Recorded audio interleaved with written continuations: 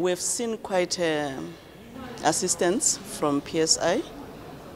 PSI has been assisting us in funding activities, but I will be specific on the gender issues. We have other issues that are being sponsored by, we have other issues that are dealt with, that is the trade union rights, privatization and so on, but I'll be specific to the gender issues. Currently, before I come to the union, currently in Swaziland, we experience issues of rape. We experience issues of gender violation, workplace violence in the country. And as such, the country is supposed to pass a bill into an act, that is the Child Protection Bill, where there'll be, justice will be done to those perpetrators of abuse, in this case the women and children. It is still in Parliament, not yet passed into an act. So sometimes the perpetrators, they just go out having been given a lower sentence than expected. So this is quite a cry, because women and children continue to be abused in the form of rape and other related harassments and violence. Well, in terms, we have actually lost the trade with the United States. The trade with the United States, where there is free trade or export of our products from Swaziland to the United States.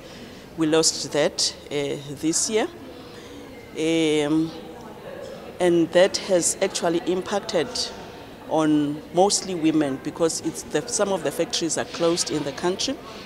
The factories are closed, and women have actually opted, others have opted to prostitution, because now they don't have any place to work. The factories are closed. But the government is trying hard to address the benchmarks, because there are 5 benchmarks that the country has to respond to, so that it regains the growth, the trade with the United States.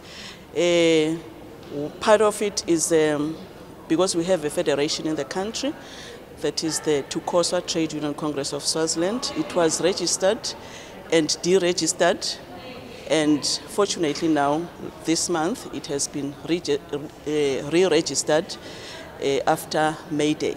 And as such, in May, the May Day, we celebrated it with fear, because the police were saying that dare we participate in the May Day, then we'll have problems. So there was this scare, and as such, the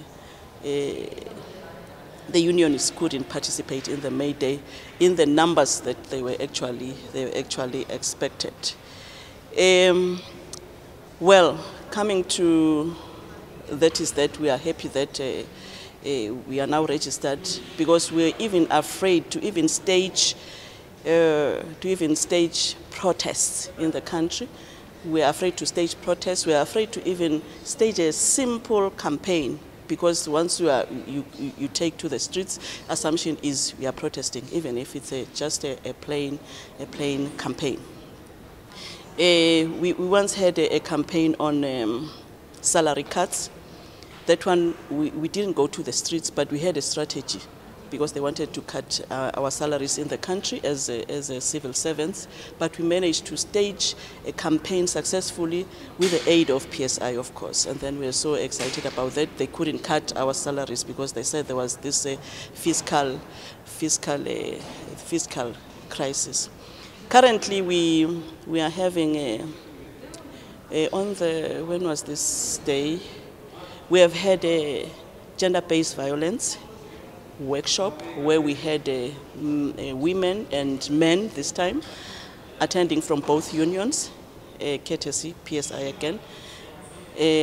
Our intention is to have a campaign eventually on gender-based violence, and we have commissioned a research on gender-based violence is conducted by one of the nurses. GBV is conducted by one of the nurses.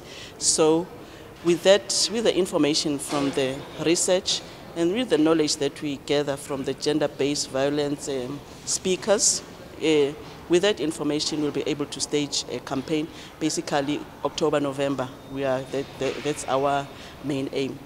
On the 28th, we are having another workshop that is to influence women, to kind of empower them so that they find their space in leadership.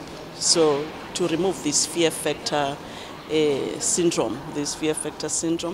So the intention is that we decided to start with the women issues first, then the privatization and the other issues will follow that. So basically, currently, that we are so excited and grateful to PSI that PSI is actually assisting us in this endeavor, that women issues are given a priority. Yes, we are trying the 50-50 perspective. That is the gender perspective. We're trying that one, since in our meetings we have that. We have the representation is 50-50, and even in our committee we have a 50-50. We're trying that. Even if it's a gender workshop, then if it's a gender workshop, it's females who are more than the males. So basically, that is that on gender currently, the state in Swaziland.